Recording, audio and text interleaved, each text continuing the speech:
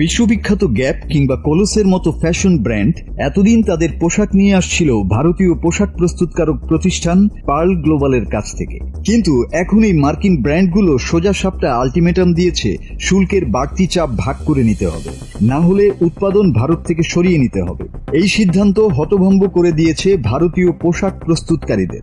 হঠাৎ তাদের এই মত পরিবর্তন কেন? কারণটি স্পষ্ট। মার্কিন প্রশাসন ভারতের উপর আরোপ করেছে 50% শুল্ক।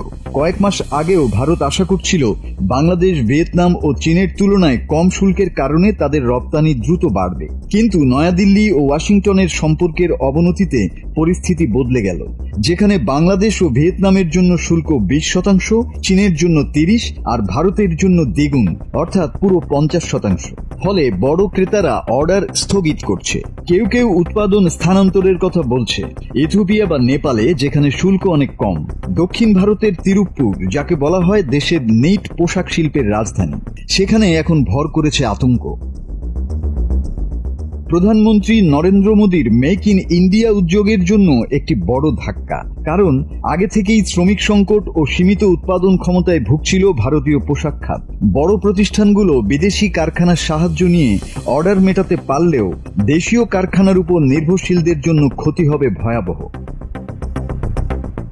রেমন্ডের মতো শীর্ষ প্রতিষ্ঠান ইতিমধ্যে ইথিওপিয়ায় কারখানায় উৎপাদন বাড়ানোর পরিকল্পনা করছে, যেখানে শুল্ক মাত্র 10%। এমনকি ভারতের বৃহত্তম জুয়েলারি ও ঘড়ি নির্মাতা টাইটানও কিছু উৎপাদন মধ্যপ্রাচ্যে সরানোর কথা ভাবছে, যুক্তরাষ্ট্রের কম শুল্ক সুবিধা বজায় রাখতে।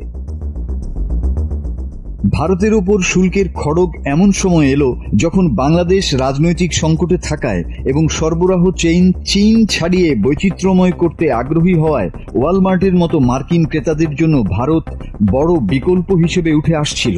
একসময় মার্কিন ক্রেতাদের কাছে বড় বিকল্প হিসেবে উঠতে থাকা ভারত এখন এক অজানা ভবিষ্যতের সামনে দাঁড়িয়ে, যেখানে পোশাক শিল্পের দিক পাল্টে যেতে পারে চিরতরে।